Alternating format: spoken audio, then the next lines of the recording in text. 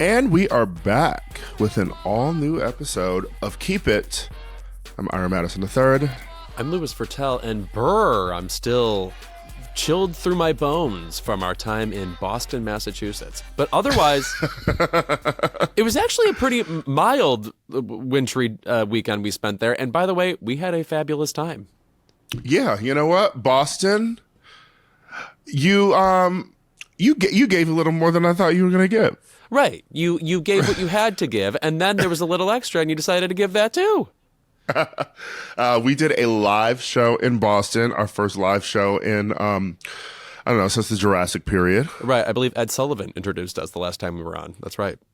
And honestly, it was great. I was telling Louis how much I've enjoyed being on my book tour, just because it's been nothing but Keep It listeners who haven't been able to see us live, and they're all people who, like, everyone in line is like, I've been listening since day one, and they all have these fun inside jokes and references that we've forgotten that we even said years ago. No, I'm thrilled when people remember things I don't, because it's usually my job to be the person who remembers things other people don't. So that you all are there for me in a James Garner in The Notebook to Jenna Rollins kind of way. Thank you so much. Yeah, it was great. I felt like our fans are just great. You know, they read, they're smart, they're cool to talk to. They're like, no one was annoying. So that's exactly right. No, we sat and you signed your book for like an hour and a half after the show. And I took pictures too. And even though my face hurt because I have kind of a small mouth, it was a pleasure the entire time. And then we got to see what Boston's nightlife has to offer. And, well, we saw it. There were some ladies who put on some performances for us, though. Okay, that's fair. We went to this place called Legacy for some party called Bust Down Fridays, and that was fun. But we went to some place called the Trophy Room first, and it was a little boring. Well, I mean, it was a bar. What did you expect? I mean, there's bars everywhere. I didn't see Sam or Diane. Okay. No, I have to say, I walked into a Boston bar, and I immediately screamed, "I am a Lilith," and no one cared. It was Actually, the one thing I will say about Boston is we don't even have to drag it for you. Literally every second person in line kept apologizing to us for being in Boston. It was shockingly self-effacing. It was real. You know what it was? It was real Catholic behavior. And I recognize that from my upbringing. But by the way, elsewhere, we have things to discuss. First of all, I watched your debut episode of The Floor, the game show you were on this season. And you didn't actually play The Floor yet. We just saw you in the background, and you gave one little soupçon of commentary on two players in the game. What did you say? You were like, she really ate her up. I was like, wow, they coached this bitch. She wants to be on camera. I did say she ate her up, though. Let me tell you what happens when you're shooting The Floor. I love how I've mentioned it on the podcast, and there are still people messaging being like, you didn't tell us you were going to be on the floor. Tells you you don't listen anymore. Right. Open both ears, sweetie. But so you're there. We shot The Floor in Dublin. Yeah. Like Ireland. And that's when I was there last year for my birthday. And I was flown out there. You have there's 100 of us competing, right? And we're all staying at this one hotel. And basically you have 2 episodes that you shoot a day. There's some episodes where some days were like 3 a day. I can't tell you how many I shot yet. Right. But no, honestly, the surprising thing about The Floor was just how much you are standing there doing nothing if you're not dueling, you know? Right. And by the way, there's only 2 players playing at any given time. So that means there's 98 people or however many people are left just sort of standing around having to look active. I can tell they are producing the shit out of that. They're like, make it look like you're, enthralled with it. No one looks bored on screen. Well, I actually will say that people have complained about there not being enough banter on the show in previous seasons, but I would say we had less coaching so much as we were encouraged to interact with each other. And I think when you're there, we got to know each other in hair and makeup and just for a long day before we shot anything, actually. The first day was sort of the longest. And you sort of I get it now when people form these bonds with people because like I on form this show, bonds. on this show, routinely you see people like burst into tears when they're separated from the people they're standing next to, and I of course immediately think, well, this person has an emotional disorder. They shouldn't have been on TV. And it turns out, no, you're like in this really cloistered environment, actually bonding with these people you spend all day with. Yeah, and honestly, we are riveted by the duels because we're not bored watching them, because otherwise you're just sort of standing there and then you have to do pickups and then you have to do a lot of shoots, and so it's like you're excited when a duel is happening, and then the duel goes by so quickly. It's just like everyone is riveted, and I was just yapping on the floor, okay, like trying to give them like sound bites like all day, because basically the producers were like, just talk, interact with each other, you know, like if you want to go over and talk to someone else, do it. So I gave a lot of that, and I was just happy to see that I made it into that first episode, and I'm in the trailer quite a bit. Oh, that's for the nice. Upcoming season. Yeah. So yes. Also in the season, as you know, I'm a Jeopardy zealot. This guy David Madden, who won 19 games years and years and years ago, he's there, and his specialty category is European geography. Ira, bitch, watch out! Woo! We'll see how you do with that. My category is Real Housewives, so we'll see how he does with that. Oh, I actually was gonna guess what your topic was. I was thinking it was soaps or something, but Real Housewives. That's a good. Just as kind of niche topic that would absolutely intimidate a certain type of trivia zealot who doesn't know Bravo TV. Yeah. Other than that, the show's pretty fun. I'm excited to watch it unfold. And I do want to point out, too, that I feel like I had a leg up along with some other people, like Mari and Kenny from The Bachelor. There's Brian O'Halloran from Clerks, David Madden from Jeopardy. Like, we've been on TV before, so we're not as stressed out with this whole idea of this is our big moment, and we've been flown, you know, all the way to Ireland to take part in this game, and then it's like over in 5 seconds. And you've put so much into this is my first time on TV, like I want to win this game, etc. So I can see how it could like crush you. Right. No, and also, by the way, when you go on a game show like Jeopardy or whatever, it's over in like 19 minutes. You know, it's not an epic experience or whatever, especially on a show like this where they have to get through so much in a given day. There's like 8 different duels they have to get through in a different day. Anyway, can't wait to see how far you go, what happens. I also want to add that it was just announced that I'm going to be co-writing the SAG Awards, which are coming up less than 2 weeks away. With who? Mary Lou Henner?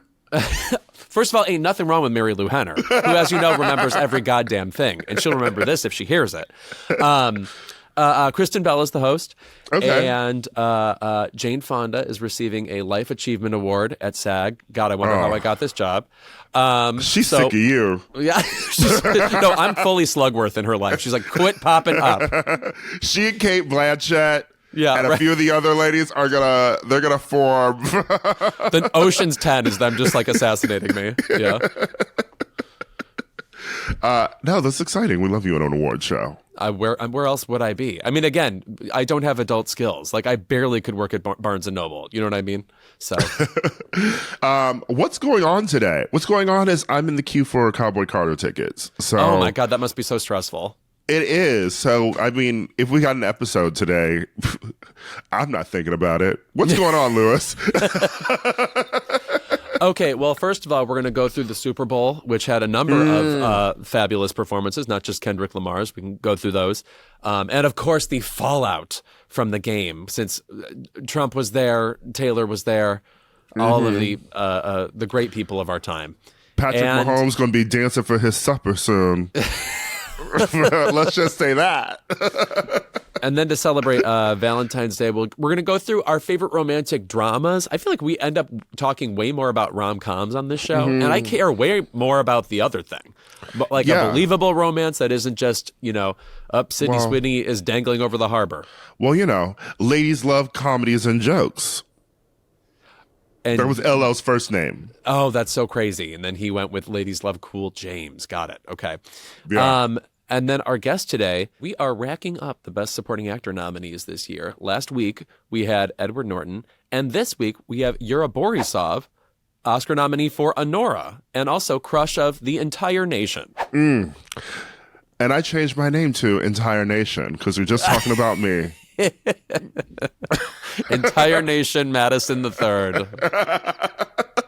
that's what's up this episode. He was maybe one of my favorite parts of Anora. You know, I feel like when you watch the movie, if you really enjoy it and rewatch the film, it's nice to see how they place him into the movie and then how that's all going to play off. Because I was watching the movie for the first time and I was just like, I'm so into this guy. Like, he's such like a great actor. I'm like focused on him. I hope there's more. And then you do get more from him. Right. It's surprising that he sort of becomes the crux of the movie, really. And Sean Baker, writer-director, created the role for him after seeing him in a movie at Cannes, Compartment Number 6, which is fabulous. And then he took on the challenge, and now he's an Oscar nominee. So we'll be talking to him. And he plays a miner. And let me tell you something. I love mining. Okay, I need to get out of this. You know, I discovered what miners were, not through like school, but I feel like I discovered what a miner was through watching Scooby-Doo. Oh, yeah, they were always up to no good. Carnival owners and miners, absolutely do not be trusting them. Remember the ghost, the miner 49er? Oh, yeah. My favorite was the 10,000 volt ghost. He was just running around like plugged in. Oh, that orange one? Yeah. How did he do that? Batteries. Yeah, it was batteries, I see. All right. When we're back, more Keep It. Keep It is brought to you by Armra Colostrum. We're always on the lookout for ways to strengthen immunity, improve our fitness, and enhance our skin and hair radiance. And well, now we have an incredible product that tackles all three and more. Armra Colostrum, an ethically sourced bioactive whole food with thousands of benefits. Armra Colostrum optimizes your whole body microbiome and strengthens your immune barriers to guard against unwelcome particles for your strongest immune health. If you're tired of bloating, Armra Colostrum also helps you feel lighter, while regular probiotics are touted as a gut health solution. They only address one part of the 4-part gut wall system. Armra Colostrum naturally fortifies your entire gut wall system, which guards against irritants that can trigger symptoms like bloating and constipation. That was all improv on my part. None of that is read. A stronger gut barrier also fends off toxins that can drive inflammation and slow down metabolism. Armra Colostrum helps enhance nutrient absorption, stabilize blood sugar levels, and modulate hormones like leptin that ignite your body's fat-burning capacity for your peak metabolic performance. So you want to support the outside as well as the in? Colostrum bioactives have been shown to reactivate hair follicle stem cells, combat hair loss, enhance skin radiance, and activate collagen production. We've worked out a special offer for our audience. Receive 15% off your first order. Go to tryarmra.com/keepit or enter keep it to get 15% off your first order. That's tryarmra.com/keepit. This podcast is sponsored by Squarespace. Squarespace is the all-in-one website platform for entrepreneurs to stand out and succeed online. Whether you're just starting out or managing a growing brand, Squarespace makes it easy to create a beautiful website, engage with your audience, and sell anything from products to content to time, all in one place, all on your terms. Now introducing Design Intelligence from Squarespace, combining 2 decades of industry-leading design expertise with cutting-edge AI technology to unlock your strongest creative potential. Design Intelligence empowers anyone to build a beautiful, more personalized website tailored to their unique needs and craft a bespoke digital identity to use across one's entire online presence. Squarespace Payments is the easiest way to manage your payments in one place with Squarespace. Onboarding is fast and simple. Get started in just a few clicks and start receiving payments right away. Plus, give your customers more way to pay with popular payment methods like Klarna, ACH Direct Debit, Apple Pay, Afterpay, and ClearPay. You can connect major social and multimedia accounts to your website in a few clicks, as I did with iramadison.com. I love Squarespace. My homepage. You can do that as icons, direct links, or embedded feeds. Build visitor trust while updating content only where you need it, extending your brand's footprint. Sellers can also sync their product catalog directly with Instagram and Facebook and YouTube and Google to reach more customers and reduce the steps for a purchase. Head to squarespace.com for a free trial. And when you're ready to launch, go to squarespace.com/keepit to save 10% off your first purchase of a website or domain. That's squarespace.com/keepit. The Super Bowl took over New Orleans on Sunday, featuring performances by Lady Gaga, Jon Batiste, Kendrick Lamar, SZA, and apparently Miss Set It Off, Serena. Oh, yes. And her moves were dazzling. For a minute, it took me like 3 extra beats to realize it was Serena Williams. I'm actually a little ashamed that it took me that long. That's unfortunate, Louis. You had it right off the bat.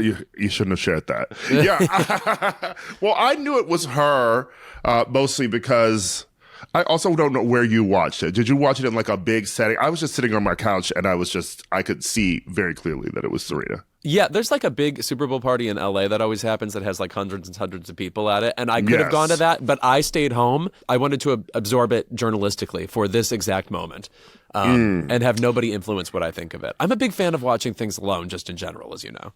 That's fair. Plus, I've been to that party before. You can watch a Kendrick performance with that many white people. No, exactly. I'm not interested in a lot of those opinions. I mean, there's no other way to put it. I'm barely interested in my own. So, Lady Gaga performed "Hold My Hand" in honor of... And why did she do that? It was in honor of the terrorist attack that happened in January, the LA fires, and the plane crashes in D.C. We could have gone with a different song. I understand it's an Oscar-nominated song for her, but otherwise, I would not put it in my top 30 of her discography, not top 50. Mind you, I didn't even love Top Gun Maverick that much and have to be reminded constantly that Monica Barbaro from A Complete Unknown was in it. I will say, though, sometimes when an artist has a affinity for a song that you don't really love, sometimes they can pull it out and make it really soar. I'm thinking of Beyonce doing Halo, which I really don't care for anymore. But when she performed it at the Kobe Memorial, that was beautiful. Sure. It's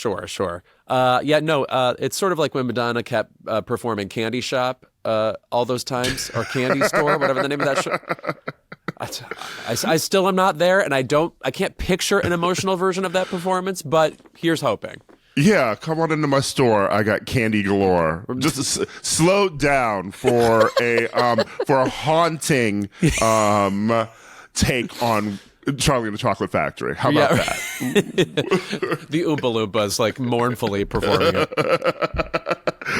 But I mean, she looks great. Oh yeah. Love the hat.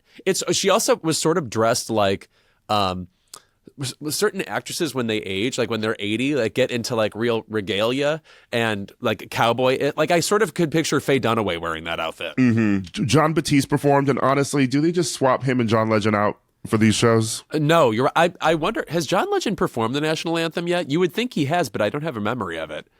I mean, probably.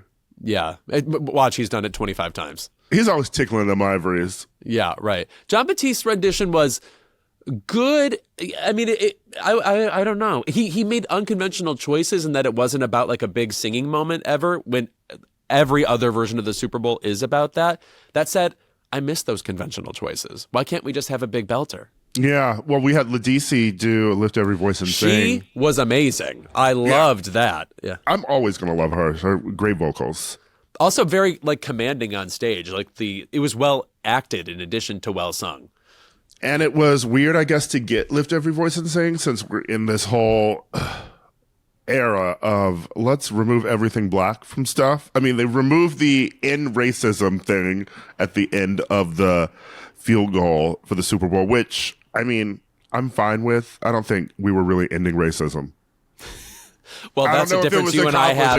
I believe it was finishing it off. Mortal Kombat style. And then it says choose love instead. Which, as you know, we simply can't. But I thought Trump hated that phrasing too. Yeah, what is he choosing? Well, what he chose is to come to the football game. And let's talk about how Trump was the first sitting president to ever attend the Super Bowl, which was shocking to me. Yeah, that is weird. What's even weirder is that he pretends to be a huge football fan, and he never sounds like he knows what he's talking about. Like, truly, I believe I know more about football than he does. We got a great game, big game, footballs. When you got a quarterback like that, I guess, I have to root for Kansas City. Just so full of shit, clearly. I guess also because it's very expensive to pay for, getting him there, to pay for the extra security. And most presidents wouldn't want to waste money like that, but he's a special kind of president. Oh, my God. I love his big changes. Yeah. So he was there, and then we had to deal with the weird culture war that the Super Bowl became this year. Was different than how it becomes one after the fact. Usually people give, like the benefit of the doubt to what's going to happen at the Super Bowl, right? And then afterwards, people get whipped up in anger. I'm thinking specifically of Beyonce dressed as like the Black Panther. Oh, sure. Yes. Which, by the way, she and her background dancers never looked better. So the conversation there should have ended right there. But this felt like we were going into a culture war just because we have not just the Kendrick versus Drake stuff, and we'll get to that, but just Kendrick Lamar in general being a hip hop artist, and Trump being there, and the Kansas City Chiefs sort of representing bad white people.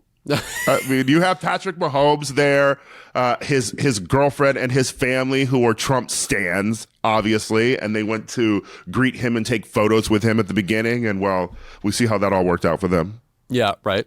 Losers. Yeah, and I just felt like everything is so politically charged right now. Things that don't even need to be. Well, I mean, let me take a look at when they panned over to Taylor Swift and she's getting booed, presumably by Trump fans. And it's like, don't put me in the position of being like you're treating Taylor Swift like shit. I truly became a stan of hers in that moment, I have to say. It was so ridiculous. But it's also funny that Trump highlights, first of all, the fact that he's tweeting about the fact that someone booed Taylor Swift. And he did it 3 different times because he's obsessed with who didn't get the applause he deserves or whatever. Meanwhile, he was booed himself. Right. Oh, certainly. He was booed. We also saw the photos of people giving him the finger. Kansas City Chief fans, by the way, which really just tells you that people don't like him. I don't think people in the people who are Eagles fans would be liking him either. People just in New Orleans attending the game would like him. But it's a mix of people who are like, fuck the president. And then also maybe some people boo Taylor Swift because they're Trump fans. But I also feel like it's just men booing Taylor Swift because they hate her being at a football game. Oh, yeah. Which is such cool energy, too. Either way, a lot of booing going on. Yeah. What a good time. Let's do this again next year. Her video was very funny, though, with her, because she's sitting next to Ice Spice, her 2 years in a row Super Bowl date. By the way. Weird. Yeah. Interesting. Yeah. I mean, where else have you seen Ice Spice? She was sort of giving us new music like every single second of 2024. And now it's slowed down. I assume that'll be forthcoming. Well, now she's one of Taylor's Harajuku girls, apparently. But she's sitting next to Taylor. The boos happen. And it's funny where Taylor realizes what's happening. And she says, "What's going on?" She mouths that to Ice Spice. And she's sort of looking at the camera and looking away. It's a real caught off guard moment for her, which all I can say is I felt bad. It's so stupid. I mean, she's literally just fucking dating the guy. It would be weird if she weren't there. Right. And Travis Kelce himself, did he have a new hairdo? Yes, it did. It was giving turkey. We all know a gay who's gone to Turkey and come back with some lush locks. Yeah, and his hairline is down to his mustache. And Keep It is brought to you by Acorns. Acorns makes it easy to start automatically saving and investing so your money has a chance to grow for you, your kids, and your retirement. You don't need to be an expert. Acorns will recommend a diversified portfolio that fits you and your money goals. You don't need to be rich. Acorns lets you invest with the spare money you've got right now. You can start with $5 or even just your spare change, which should add up to $5 if you've got some change lying around, I'm just saying. In just 5 minutes, you can start your Acorns account and get small, simple steps to get you and your money on track. Acorns does the hard part so you can give your money a chance to grow. A, I love acorns. Oh, just the actual noun. Go ahead. Call me a squirrel. I love them, you know? I am always having spare change, you know? And so I am very bad. You're always having spare change? Are you having the English language? Because it sounds like you don't know it. Every time I'm playing Monopoly, I am always thinking I should invest like Uncle Pennybags. But I don't know how to do it. And then once I got acorns, it just invests the money for me. And so I love acorns. I always was blown away. His name is Rich Uncle Pennybags. And I was like, is that a pun? Is his name Rich and then Uncle is his middle name? We'll never know. I find him elusive. Well, head to acorns.com/keepit or download the Acorns app to start saving and investing for your future today. Paid non-client endorsement. Compensation provides incentive to positively promote Acorns. Tier 1 compensation provided. Investing involves risk. Acorns Advisors, LLC, an SEC-registered investment advisor. View important disclosures at acorns.com/keepit. I think we could get into the Kendrick Lamar of it all now. I was shocked at first just to see Samuel L. Jackson as Uncle Sam. Excuse me. It really confronted me, first of all, with one, how game Samuel L. Jackson is for anything. For some tomfoolery. And then secondly, he's done 90 Marvel movies, okay? Samuel Jackson will, you just got to send him a text and he's like, what time you want me there? Right. He hit all those line readings, of course, brilliant actor. Something that I still can't wrap my head around. How does he only have one Oscar nomination? It's crazy that he has not been nominated since Pulp Fiction when he is so essential and like, I use this phrase a lot, no second one of him. Like he's in the movie and so distinct, and he was amazing in Piano Lesson this year, but I just rewatched Jackie Brown where it's like, how did he not get, and we gave it to Robert Forster. Classic. Yeah, we gave it to Robert Forster that year and not him. So strange. What I also love about Samuel L. Jackson is that he is one of those actors who can swing back and forth from, you know, like Guardians of the Galaxy, making a cameo in it, and then also fucking deliver in another movie. Yeah, you know? Right. In like a prestige movie. Yeah. Yeah. He steps up to the plate and just has fun no matter what he's doing. And I don't know. I've thought about that a lot with Sam because I feel like there's so many movies too that he's in, like a prestige movie, where he gives the amazing performance and yet he's not the one with the nom. I'm thinking of Django Unchained. I love Leonardo in that movie for sure, but Samuel Jackson's amazing in that. Yeah, and also, of course, that's what Christoph Waltz won for. Yeah, and then that's another one of those category fraud-ish situations. But we were very enamored with Christoph Waltz at the time, and then afterwards we were like, okay, we don't need to employ you for like 6 or 7 years. Does he sell ice cream somewhere now? Can you imagine? Christoph Waltz's ice cream truck? I would never approach it. Oh, no. Frightening. Right. The Samuel L. Jackson of it all gave me we jumped into this is giving theater. You know, it felt very Susan Laurie Parks. Yeah. Also very like commanding, like the way it was directed, like the camera was right up in his face too. And he was ready for that moment. And I think that would have been absolutely bewildering for me to perform at the Super Bowl as like a theater actor, which is what he did. Mm-hmm. And he, urged Kendrick to not be too ghetto and to play America's game. Yeah. It was. And then, of course, Kendrick came out, and he is wearing the bootcut jeans of all time. From Celine. He said, we are working at PacSun this weekend, he said. And then, additionally, and also, there's something about that fit of jeans where it makes the wearer look even shorter. So I kind of was convinced he was 5'1" when he's, I think, 5'5" or 5'6". He is, and I just want to say shout out to whoever shot the Super Bowl commercials with him and Timothée Chalamet, because Timothy is tall. Right. And Kendrick is not. And they looked about the same height. They had Timothy leaning against that car. It's giving Meryl Streep and Julia suddenly appearing like 6'2", and then you realize, they cast men around her who are like actually her height or like 5'5" or something. Anyway, things can be done using lenses and height differences to even things out. Well, Tom Cruise is my favorite actor. And he's 6'4". Yeah. The beautiful thing, too, about the bootcut jeans is it sparked this debate. some people are like bootcut jeans are not coming back, and other people are like, we want them immediately. Bring back the 2000s chaotic fashion when a celebrity was seen on the red carpet just wearing whatever they pulled out of their closet. Yeah, and usually it had a spangled belt with it. And if you were maybe a girl, it was a bare midriff and then a baby tee that said the word showstopper across the boobs. I was thinking about 2000s fashion recently just because my friends and I last night, we were watching some music videos, as gays are wont to do. And, we're watching Gwen Stefani videos, and she's decked in Galliano and a lot of that stuff she borrowed for the creation of Lamb, right?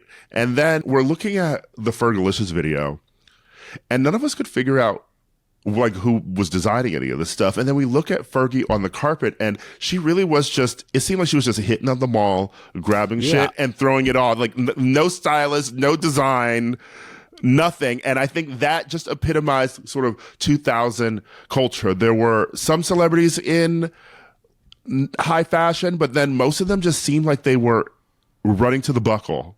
Yeah, no, I would call this Ashley Tisdalery. What was occurring on the record. You had a swoopy hair dyed maybe two ways, maybe B-striped, and then you wore jeans that came in at the knee so hard, and then boot cut out. Truly, the silhouette I'm thinking of is Quinn Morgendorffer on Daria. Yeah, and these were like a flared boot cut jeans. Oh, by quite. the way, You could fit multiple boots under there, babe. And I think they looked great on him. I liked how everyone was focused on these jeans. I personally not going to look good in a boot cut. I think it looks a bit feminine on me. Yeah. When you have like long legs and then like they kind of flare out like that, it just feels, ladylike. It's for Cameron Diaz. That's who it's for. Yeah. The performance itself, I liked it. Me too. Yeah. I thought it was entertaining. First of all, let's just be clear. You know how in like Madonna's Super Bowl, there's something extra triumphant about the fact that she sang the words "Betty Davis, we love you" to the entire Super Bowl. There's just something subversive about that. Mm-hmm. When Kendrick comes on with "Squabble Up" and then Debbie Deb's vocal is ringing through the arena, I'm like, you can't tell me gays didn't win. I'm always dancing to that song when I hear music. Such a good song. Yeah, the Squabble Up was a great intro. There was a lot of conservative talk about how he was mumbling. And I'm sure these are rap aficionados who right at the top of the call sheet for that one. We need subtitles to listen to this, which was interesting. But I will say my issue, if I do have one with the performance, is it really was just a promo for his tour. As in, like, this is literally what he will be performing on the tour. A lot of the choreography and stuff. Well, maybe not the choreography, but I just feel like the song choices, it was very GNX heavy. His latest album, obviously he's going on tour with SZA.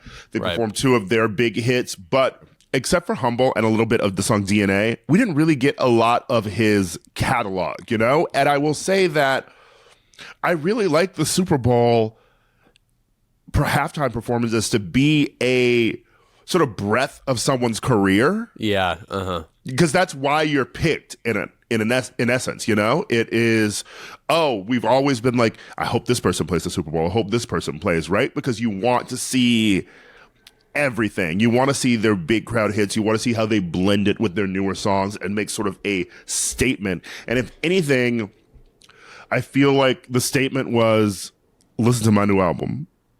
Sure. Yeah, and I think there's also something about the Super Bowl where you want to take not only the biggest moments of a pop star's career or a star's career and make maximalist moments out of each one of those. You know what I mean? Like, I think like Katy Perry is a good example of everybody knows all of those songs, and she turned each one of those songs into a blown up sort of diorama version of something we'd seen previously. I will say it felt like a lot of the performance was staged specifically for camera, and I know that's the whole thing with the Super Bowl now. Like, nobody in the audience is getting like an actual show, really. Mm-hmm. But I did feel like it felt a little bit like snow globe sized for such a gigantic moment. Yeah, it felt like that. It felt very, I don't know. I also felt like SZA was given a bit of a short shrift. She just ended abruptly.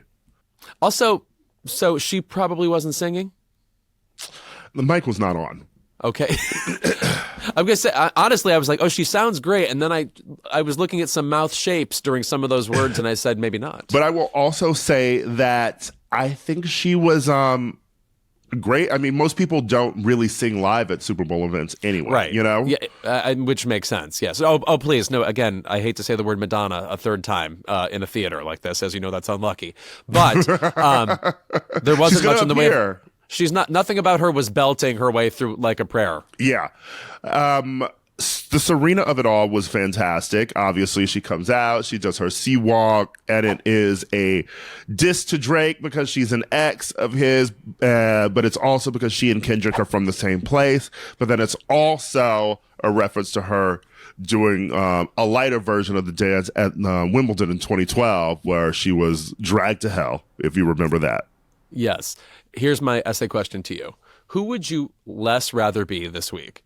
Drake or Carla Sofia Gascon?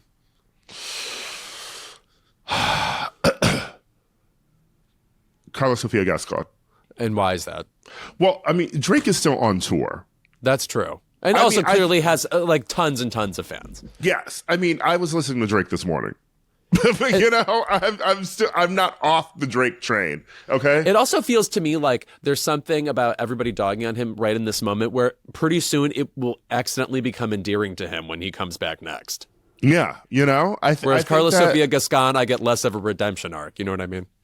Yeah. I don't see it for her coming back, you know? Yeah, no, again, I'm worried she's going to be in some road trip movie with Gina Carano soon. I've already said this. Yeah. Don't ruin all the Carla Sofia Gascon jokes that our listeners are going to get on Monday when our Boston episode drops. Oh, that's right. You get an extra episode of us in Boston. We really went in on her. She's just so funny to talk about. No, again, syllabically, it's the funniest name, too, to bring up in these circumstances. What else did we get out of this performance? SZA looked fantastic. Yes. The red, red's a great color on her. Yes. And apparently, I still have not seen that movie with Keke Palmer yet. She's like an amazing comic actress, too. And you know it's my pet peeve when people who don't need to be funny are. Everything that they show from her and Keke Palmer in like their screen tests, like immediate chemistry from the jump. Keke Palmer, as you know, is disturbing because it's not only talent, it's the thing we keep begging for from stars. Like, have a little bit of like that old school showmanship where you've got a joke at the ready, you've got maybe a dance move or something, like something constantly entertaining about you, and she has it all the time. Like, she never fails. In a way, I'm like, will she give up on us eventually because she's sick of how unentertaining we are compared to her? Yeah. If anything, I would say that my response to the Super Bowl was I enjoyed it and I like the art of it, but I feel like there were so many breathless responses to it that acted as if this was like activist art, you know, as if this was, you know, Kendrick like really sticking it to America. And I just feel like the revolution may be televised, but it's not going to be televised by Apple Music. You know, it's still a corporate thing at the Super Bowl. Well, I saw some people saying that like some of the dancers who are in the red, white, and blue, at the end they collapse and they were allegedly collapsed into the shape of swastikas. And if that was true, I don't know that they nailed the choreography on that because it didn't immediately look like that to me, even though they did collapse. But you're right. Like, I think it's very hard to I did not see that. Yeah. I'm just saying that's something I saw, but that's a very hard space in which to make a serious impact. Obviously, you're going through layers and layers and layers of bureaucracy just to get on the stage there. Mm-hmm. That plus, I just think that there were some great reviews of it in New York Magazine by Craig Jenkins, and then, of course, one by Dorian St. Felix in New York, in the New Yorker. I just think that it really did lean too heavily on the current album. And I think leaning too much into the Drake of it all, too, just sort of, it made it a bit one note for me. And I would have liked to have more of a breadth of Kendrick's career and just really just a fun performance. You know, I thought the performance was fun. I thought it was good. But I think that you could have gone a bit harder with just presenting a halftime show, you know? Maybe it could have used one more guest star too. You know, Yeah. like, because the Serena, it was more like a cameo thing. Like, just having SZA come out for like a song and a half isn't really a featured moment either. I will say also the reason everyone went up for Serena was because, one, it was a shock to see her, but also just seeing a woman dancing at the Super Bowl. That's what I tune in for. Yeah, right. Not the men. No, I mean, again, that we have had an entire conversation about a male performance is a testament to the power of the Super Bowl, because I vow never to do it again. Yeah, I don't want to see another man play at the Super Bowl for a while. So men, vocalists, do those words sound good together to you? Not to me. Anyway, I guess what we really needed was Taylor to join for Bad Blood, right? Oh my God. With all of the cameos from that video. Lena Dunham. Mariska Hargitay. The squad. Squabble up. Indeed. Squad bull up. Yes.